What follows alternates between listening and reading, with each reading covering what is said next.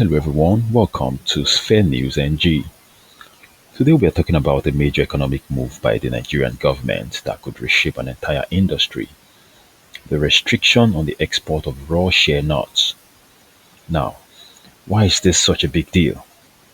Nigeria actually produces about 40% of the world's raw shea nuts, yet when it comes to the multi-billion-dollar global shea products market, our share is less than 1%. The reason? We mostly export the raw material cheaply and let other countries turn it into shea butter, cosmetics, food additives, and other high-value products. The government says this new policy, banning raw export for 6 months, is about keeping more of that wealth here at home. The hope is to push local processing, create jobs, and grow revenue. In fact, officials project it could generate $300 million in the short term and as much as $3 billion by 2027 if Nigeria builds the right infrastructure. But here's the twist. While the move looks good on paper, many small farmers and traders are worried. Will local processors be able to absorb the massive production? And will rural communities that depend on exports suffer in the short run? Let's take a look at this report to understand the detail and reactions on ground. Nigeria contributes 45% of global raw shea nuts with a production capacity of 20,000 metric tons of processed shea butter annually, according to the Nigerian Export Promotion Council.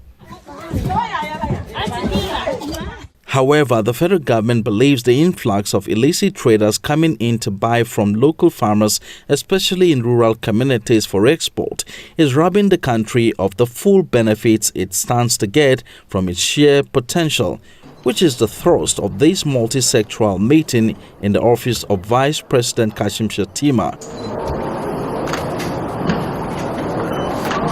The Vice President announces that President Bola Tinubu has approved a temporary ban on the export of raw shea nuts from Nigeria. This is a collective decision involving the subnationals and the government at the center.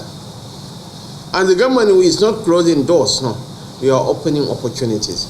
The President is currently in Brazil, and Nigeria and Brazil have agreed to prioritize access for Nigerian shea butter and oil into the Brazilian market. He notes that the ban, which will be for an initial period of 6 months, is not an anti-trade policy, but one intended to ensure that Nigeria reaps in the gains. This is a pro-value addition policy designed to secure raw materials for our processing factories and enable industries to run at full capacity, thereby by boosting rural income and jobs for our people. The federal government expresses optimism that the decision of the president will also encourage more private sector participation in the processing of shea nuts and enhance the income of the local farmers by ensuring that they get value for their labor.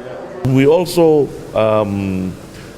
currently derive somewhere around $300 million from the export of the raw, but has the potential, if we ban the export, the potential to reach almost 10 times that amount, $3 billion within the next, next 2 years actually.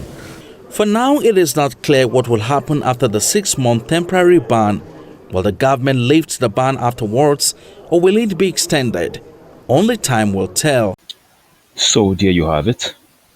Nigeria is making a bold push to stop exporting raw shea nuts and instead build a stronger local industry. If it works, this could transform rural economies, create thousands of jobs, and make Nigeria a true global player in the shea products market.